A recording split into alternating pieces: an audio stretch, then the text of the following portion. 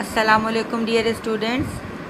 This is for class 9th metric subject physics, chapter number 6 and session number 3. Our topic is center of gravity. What is center of gravity? We know that every object is made up of number of particles. Now we have taken any shape of any object of any shape. We know that any object is made of number of particles, and each of particle it is attracted by earth with a force. और वो उसकी direction कहाँ पे है? इस force की direction हर particle पर towards the centre of अर्थ है. अब हमें मालूम है कि इन पार्टिकल्स का डिस्टेंस ऑफ और सेंटर ऑफ अर्थ का डिस्टेंस इतना ज़्यादा है कि हम इन पार्टिकल्स पर लगने वाली फोर्सेस को एक दूसरे के पैरेलल कंसीडर करते हैं. अब इन फोर्सेस को हमने पैरेलल कंसीडर किया.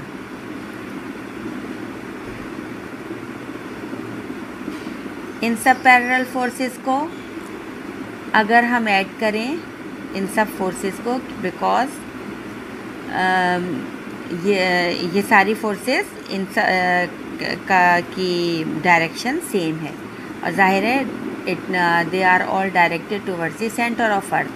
अब हम इन्हें हेड टू टेल रूल से सम अप करें इन फोर्सेस को, तो हमारे पास एक ऐसा रिजल्टेंट वेक्टर आएगा जो कि इसी एक पॉइंट को रिप्रेजेंट करेगा. रिजल्टेंट वेक्टर वो पॉइंट देगा हमें जहाँ पर इस पूरी बॉडी का मास कन्फाइंड है और यही सेंटर ऑफ ग्रेविटी भी होगा. हमने इनको सम अप किया, ये यहाँ पे एक हमारे पास रिजल्टेंट वेक्टर आया. तो क्या इसकी डेफिनेशन बनी सेंटर ऑफ ग्रेविटी की? It is a point inside और आउटसाइड द बॉडी. आउटसाइड हम अभी देखेंगे आगे कि आउटसाइड हम कैसे कह रहे हैं. It is a point inside और outside the body at which the whole weight of the body is acting. तो हमारे पास ये हो गया centre of gravity. Now what is centre of mass? Centre of mass क्या है? सेंटर ऑफ मास हर चीज़ का सेंटर ऑफ मास होता है. वो पॉइंट जहाँ पूरी बॉडी का मास वर्टिकली डाउनवर्ड एक्ट करे.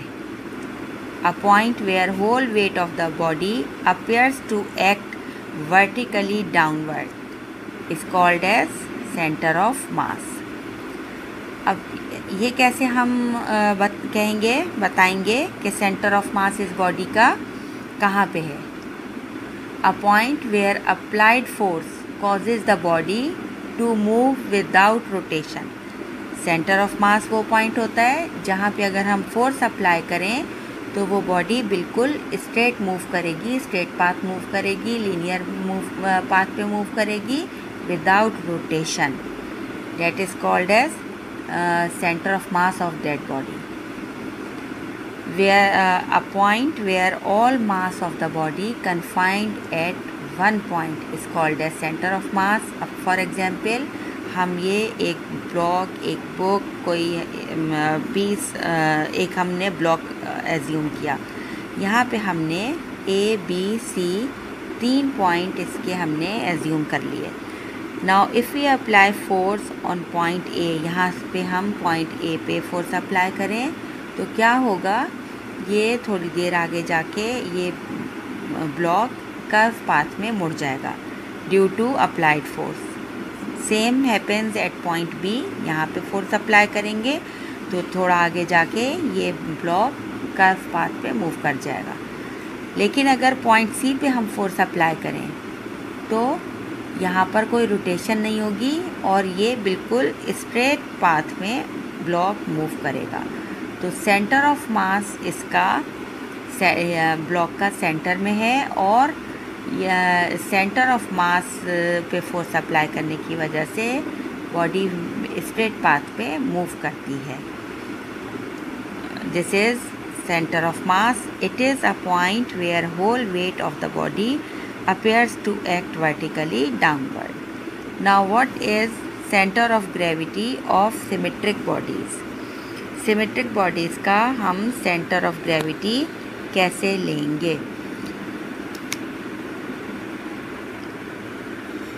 फॉर एग्ज़ाम्पल हमने ये कोई सी भी 3 शेप्स हमने एज्यूम कर ली। सर्कुलर प्लेट ले ली, यहाँ पे हमने स्क्वायर ले लिया, ये रेक्टेंगल ले लिया। How you will get the centre of gravity of regular shaped bodies, symmetric bodies. यहाँ पे हम इनका रेडियस ड्रॉ करेंगे इस सर्कल का। जहाँ पर हमें इंटरसेक्शन पॉइंट मिलेगा that will be its centre of gravity. इसी तरीके से यहाँ पे हम इन लाइंस ज्वाइन करेंगे ऑपोजिट साइड्स पे, intersection point will be centre of gravity. इसी तरह से ये रेक्टेंगुलर ब्लॉक है, इसके इंटरसेक्शन ऑफ जो डायगोनल्स है वो पॉइंट हमारा centre of gravity of symmetric bodies होगा। अब ज़रूरी नहीं है कि ये centre of gravity shape of the body पर डिपेंड करता है। स्फेयर में होगा सेंटर ऑफ ग्रेविटी, उसके सेंटर में होगा, और centre of gravity of a body for example ring का, वो उसके अंदर मटेरियल में तो लाई नहीं करेगा, वो उसके ज्योमेट्रिक सेंटर में लाई करेगा रिंग के। इसी तरीके से होलो स्फीयर होगा तो उसमें सेंटर ऑफ ग्रेविटी वो उस मटेरियल के अंदर लाई नहीं करेगा बल्कि उसके ज्योमेट्रिक सेंटर में लाई करेगा। तो centre of gravity of different bodies lie at different points. ज़रूरी नहीं कि वो उसके, अब यहाँ पे हमें पता चल गया कि वो इनसाइड और आउटसाइड ऑफ द बॉडी कैसे लाई करता है centre of gravity. Now centre of gravity of an irregular shaped body. अब इरेगुलर शेप्ड बॉडी होगी तो उसमें हम कैसे सेंटर ऑफ ग्रेविटी मालूम करेंगे? इसके लिए हम प्लम लाइन यूज़ करते हैं। प्लम लाइन क्या चीज़ है? एक ऐसी प्लम लाइन एक ऐसा कोनिकल उस इंस्ट्रूमेंट को कहते हैं जिसमें एक स्मॉल कोनिकल पीस अटैच होता है एक स्प्रिंग के साथ। और क्या करता है, प्लम लाइन को जब भी डिस्प्लेस करेंगे हम इसे, तो it always comes to rest in a vertical position. ये हमेशा वर्टिकल पोजीशन में ही रेस्ट पोजीशन पे आता है। हमें मालूम है कि जब कोई बॉडी अटैच होगी स्प्रिंग के साथ तो उस पर 2 फोर्सेस वर्क करती हैं। कौन कौन सी?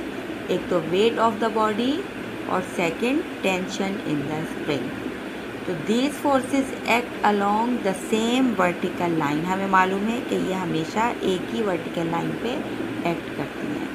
तो the vertical line passes through the centre of gravity of this plumb line. अब ये जो वर्टिकल लाइन है ये इस प्लम लाइन के सेंटर ऑफ ग्रेविटी से पास करती है। अब हमें मालूम है सेंटर ऑफ ग्रेविटी इस प्लम लाइन का vertically below the point of suspension है। अब इसकी वजह से ये प्लम लाइन हमें ज्योमेट्रिकली हेल्प आउट करता है इरेगुलर शेप्ड बॉडी का सेंटर ऑफ ग्रेविटी मालूम करने से। यहाँ पे हमने कोई सी भी इरेगुलर शेप बॉडी ले ली, वो किसी भी शेप की हो सकती है। अब हम कैसे करेंगे, कैसे मालूम करेंगे इसका सेंटर ऑफ ग्रेविटी? हमने ड्रिल कर लिए 3 small holes near the edge of this plate. हमने इस प्लेट के किनारों पर 3 नेल्स की मदद से 3 सुराख कर दिए, होल कर दिए। अब क्या करेंगे, हम इस प्लेट को हम सस्पेंड करेंगे, हैंग करेंगे हॉरिजॉन्टली किसी भी वॉल के साथ, ताकि और इस पीस के साथ हम नेल के साथ इसे हैंग कर देंगे। अब इस नेल पे हम ये प्लम लाइन को हैंग करेंगे तो हमें एक वर्टिकली हमें मालूम है कि due to centre of gravity below its point of suspension ये बिल्कुल स्ट्रेट पोजीशन में आएगा। हमने उसके साथ यहाँ पर लाइन ड्रॉ कर दी। इसी तरीके से पॉइंट बी पे हैंग करेंगे हम और वहाँ से एक पॉइंट लाइन ले लेंगे। पॉइंट सी पे हम एक हैंग करके एक लाइन ड्रॉ कर लेंगे। हमें इसका इन लाइंस का पॉइंट ऑफ इंटरसेक्शन मिलेगा। यही इस इरेगुलर शेप बॉडी का सेंटर ऑफ ग्रेविटी है। Our next topic is equilibrium of bodies under the action of coplanar forces. अब हमने देख लिया कि what is equilibrium. When the resultant of all the forces acting on a body become zero, the body is said to be in state of equilibrium.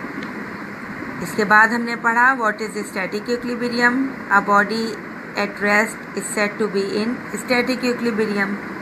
उसके बाद हमने देखा था what is dynamic equilibrium. A body in a uniform motion along straight line is said to be in dynamic equilibrium. Now what are coplanar forces? When all forces are acting along in a same plane, they are called coplanar forces. अब इसी चीज़ को हम आपकी book में दी गई different examples की मदद से देखते हैं।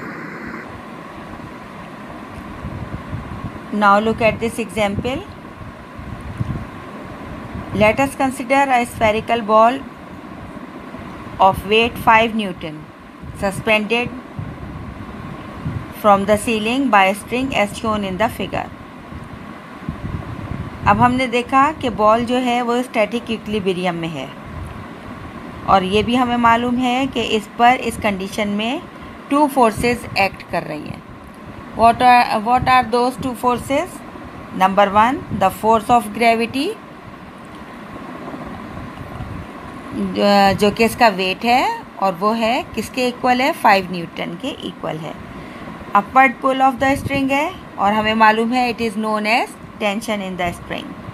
अब ये दोनों फोर्सेस इसको एक दूसरे को बैलेंस कर रही हैं, इसकी वजह से ये बॉल रेस्ट कंडीशन में है, यानी इसका जो वेट इसे नीचे की तरफ पुल कर रहा है और उसके अकॉर्डिंग इसमें जो टेंशन क्रिएट किया इन दोनों ने मिलके इस बॉल को इक्विलिब्रियम कंडीशन में रखा है। Ball is at rest. लिहाजा एक बॉडी को स्टैटिक इक्विलिब्रियम में रहने के लिए जो अपवर्ड इसकी फोर्स है उसको लाजमी बैलेंस होना होगा, या लाजमी तौर पे वो डाउनवर्ड फोर्स की मदद से बैलेंस हो रही होगी। Then it is said to be in equilibrium. Now look at this example number 2। इसमें क्या है, हमने कंसिडर किया एक ब्लॉक को which is placed on a smooth surface and is being pulled at 2 ends. इसको दोनों तरफ से पुल किया जा रहा है। कैसे पुल किया जा रहा है, एक तरफ से, अच्छा सबसे पहले तो ये देखें कि इस ब्लॉक का वेट हमने 100 न्यूटन रखा। अब एक बच्चा इसे एक तरफ से इस रोप की मदद से इस तरफ लेफ़्ट हैंड की तरफ के पुल कर रहा है और ये ब्लॉक राइट हैंड साइड से एक वॉल से स्प्रिंग बैलेंस की मदद से जुड़ा हुआ है, अटैच्ड है, और इस पर इसकी रीडिंग 50 न्यूटन आ रही है। अब क्या है, कौन कौन सी फोर्सेस इस पर काम कर रही हैं? 4 forces are acting on this block. Number 1 हमें मालूम है वेट ऑफ द ब्लॉक। यहाँ पर वेट ऑफ इस ब्लॉक पर सबसे पहले वेट ऑफ द ब्लॉक काम कर रहा है। कौन सा? It is acting vertically downward and it is balanced by the push of the surface acting vertically upward, जिसे हम नॉर्मल रिएक्शन आर इसका कहेंगे। तो weight of the body is balanced by the smooth surface reaction normal reaction R. उसके बाद हमने देखा कि जो ब्लॉक है वो लेफ़्ट हैंड साइड पे खींचा जा रहा है और राइट हैंड साइड पर ये स्प्रिंग बैलेंस की मदद से अटैच्ड है। तो अब इस ब्लॉक को इस इक्विलिब्रियम में रहने के लिए क्या ज़रूरी है कि जो फोर्स लेफ्टवर्ड फोर्स इसको अप्लाई हो रही है वो must be balanced bye right hand force. इसे स्प्रिंग बैलेंस की फोर्स की मदद से ये लाजमी तौर पे बैलेंस होना चाहिए, तब जाके हमारा ये ब्लॉक जो होगा वो इक्विलिब्रियम कंडीशन में आएगा। The resultant of all these 4 forces acting on this block must be equal to 0।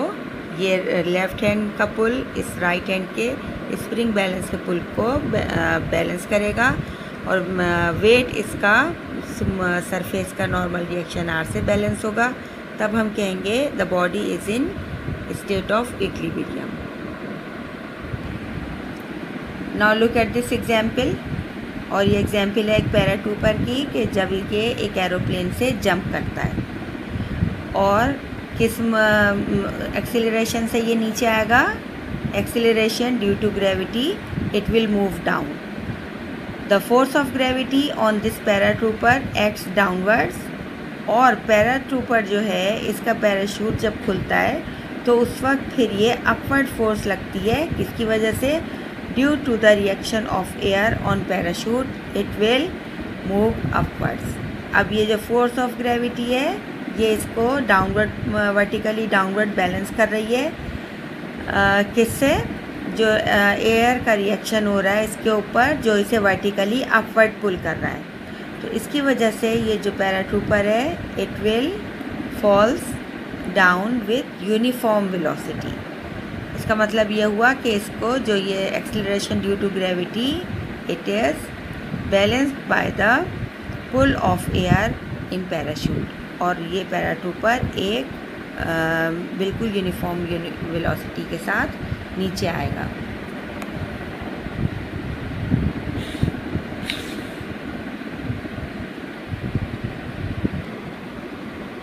Now here is another example of a car moving on a road with uniform velocity. अब ये car इस road पर move, There are 3 states of equilibrium of a body. Number 1 stable equilibrium, number 2 unstable equilibrium, neutral states of equilibrium. Number 1 stable equilibrium. इसमें क्या है, first stable equilibrium में क्या, body is said to be in stable equilibrium if it comes back to its original position when it is slightly disturb. एक cone को जब हम इसकी बेस पर स्टैंड करेंगे तो इसका सेंटर ऑफ ग्रेविटी इसकी बेस के करीब तरीन है। जब इस कोन को डिस्प्लेस किया जाएगा तो इसका सेंटर ऑफ ग्रेविटी रेज्ड होगा, और इसे स्टेबल इक्विलिब्रियम में रखने के लिए ज़रूरी है कि इसका सेंटर ऑफ ग्रेविटी लो ही रहे। वो वर्टिकल लाइन जो सेंटर ऑफ ग्रेविटी से इसके गुज़र रही है और इसके बेस में ही रहनी चाहिए जब हम कोन को डिस्प्लेस करें।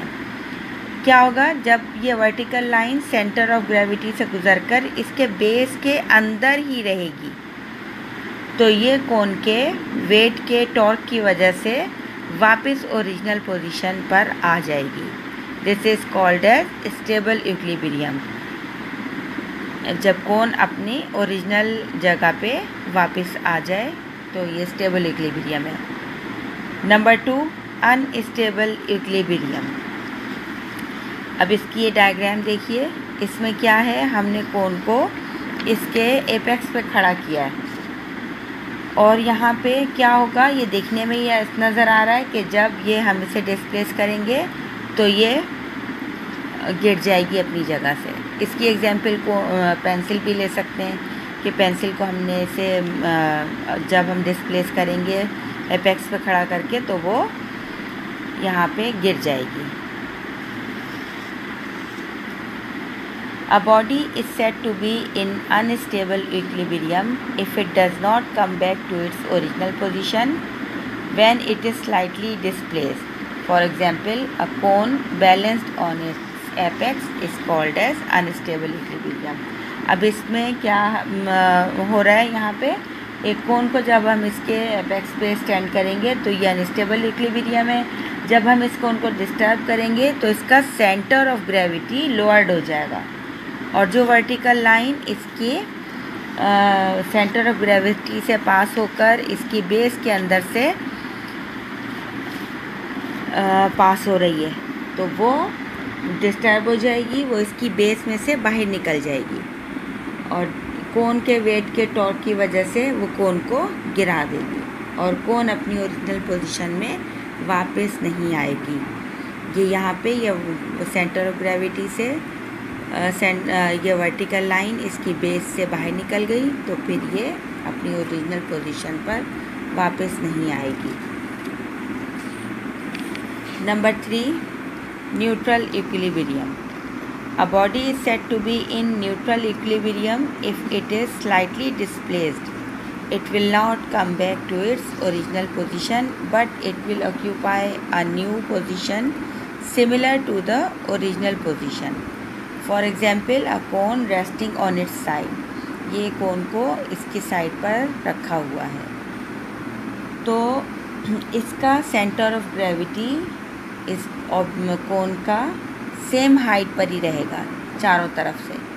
तो जब हम इसकी कोन को इसकी साइड पर रखेंगे तो ये न्यूट्रल इक्विलिब्रियम होगा।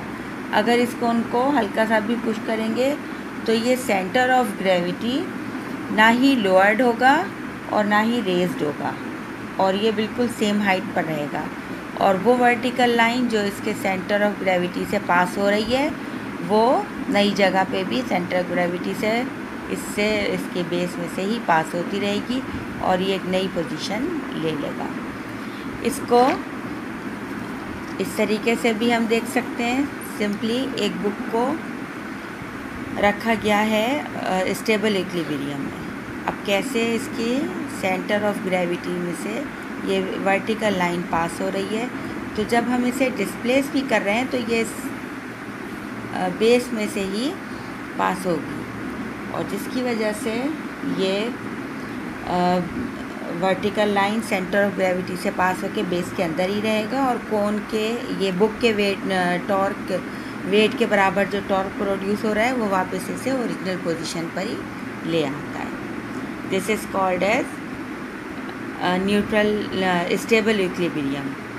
और